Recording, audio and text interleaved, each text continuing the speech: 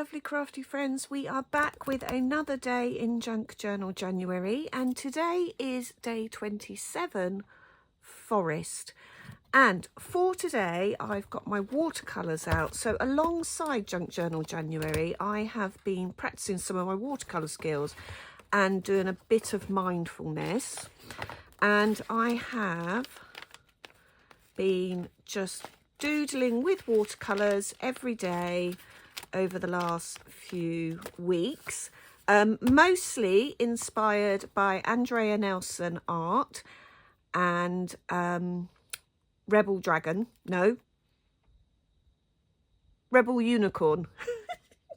Rebel Unicorn, both of which are on YouTube, and I've just watched their videos and been inspired. And today for Forest, we are going to use elements from both my nighttime sky and my sunset, these trees which I learnt from Rebel Unicorn.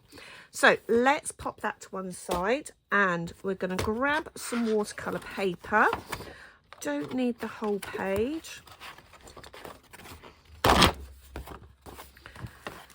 So pop that to one side, but I'd quite like that torn edge, so let's just have a look. So we want it about there.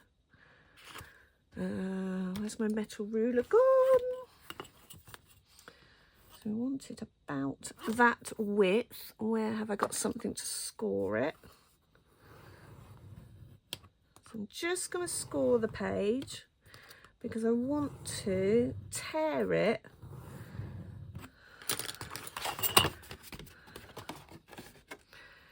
and give it that torn edge effect. Bearing with. There you go. So, to create this foresty effect, what we're going to do is open our watercolours, and we're going to activate our watercolours. So this is something I've learned over the last few weeks, that if you spray your watercolours before you start, it activates the colour in the pan, and just kind of, activates the colour. So the colours are ready to be picked up. Just going to put some water on my page, just to dampen. I don't want it really wet. I just want it dampened down a little, just so you can just see it. And we're going to go in straight away with our green. In fact, what I'm going to do is so we're going to go in straight away with the greens, just creating that kind of silhouette-y. You see how just by activating the colours, they're ready for use. Just going in, adding that green kind of haze that you'd have in the forest, not being too precious with it, just mixing the greens. You could mix up other greens, you could just use as is, but we're just going to go all over the wet, adding a bit more water every now and then.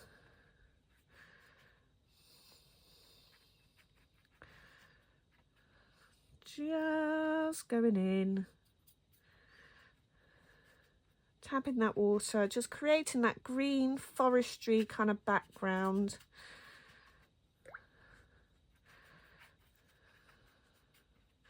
And then we're going to have to be patient, and as Rebel Unicorn says, you can either make it dry or wait for it to dry. And I'm not patient, so I'm going to make it dry.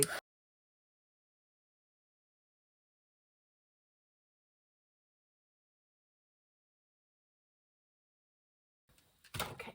And yes, if you have watched Rebel Unicorn's videos, I was doing the head wobble. So now we're going to, now that's predominantly dry, we're going to paint on our trees. So for this, I want a really dark green. Let me just get something we can mix up some colours on. What have I got? This will do. This will do. So I'm just going to get some really dark green.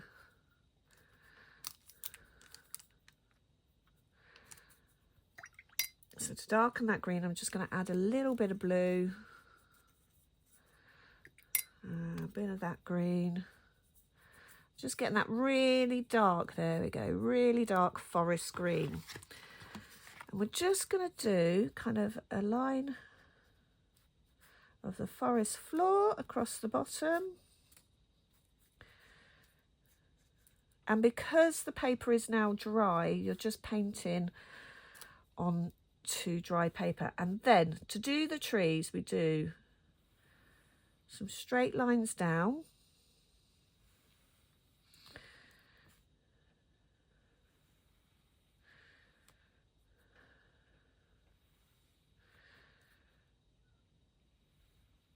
So I've always struggled with trees, and watching this video has made them so simple. So do go and check out Rebel Unicorn.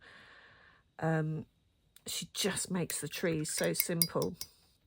And then let's add a little bit more paint. So we've definitely got enough paint. That blue to darken it down. There we go.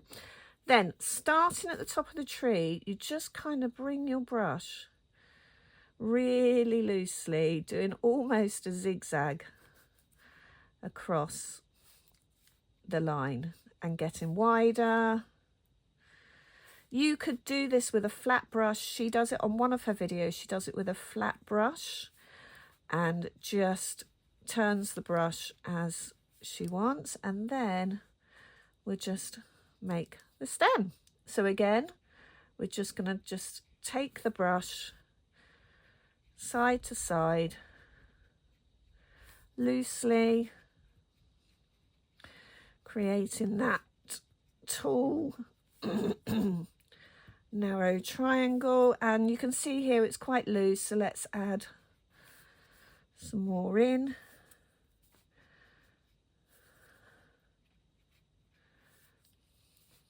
You want to just hold your brush nice and loose. Add in the trunk. Need some more paint.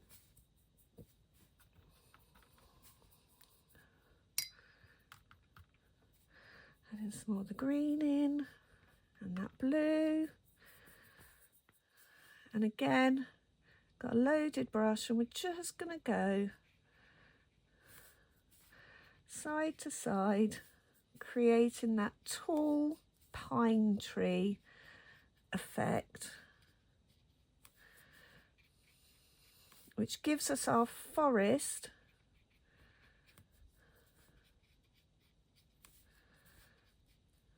effect. So you can add some more on. And then last one. Oh, that's gone quite wide at the top, but that's okay. Trees aren't perfect, are they? Sometimes they do have quite a wide bit at the top where you've got the mistletoe. And just bringing that down, and then just widening out the trunk at the bottom. Okay, we can just add a few more. We've got a little bit more paint left, so let's just add a few more. And then using this really runny paint that's left, I'm just going to add some sprinkles.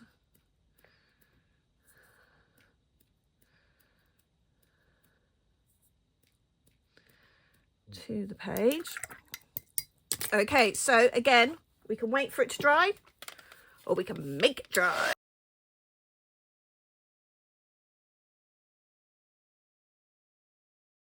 Okay, and because we have been using these throughout, I'm just going to add some little spots of this paint stick, just to add to the trees. Just repeating that kind of zigzag movement that goes across the page. Okay, and then let's use this one as well. We'll just add in a few lines across, just adding to that tree zigzag element.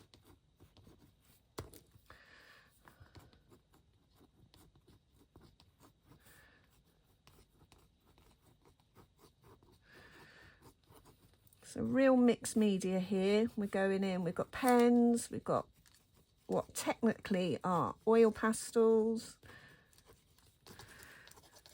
Okay, so there's our forest. Forest done. Let's go back to our page. And today we are on forest. Oh my word, look.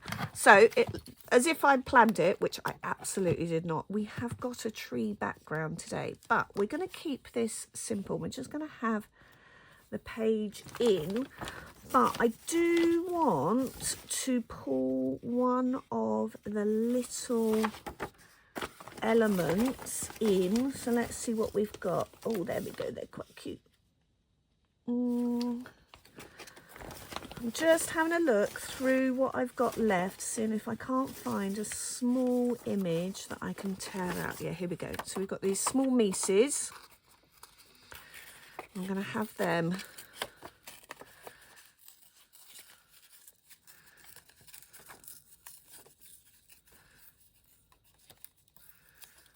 in the forest. Have those of them corner. So for today, I've gone mixed media and just created my forest. And we're going to get all that stuck down once it's completely dry. Add in the prompt, forest. And there we have day 27. You could always just make this a pocket to stuff stuff, but I quite like it as is.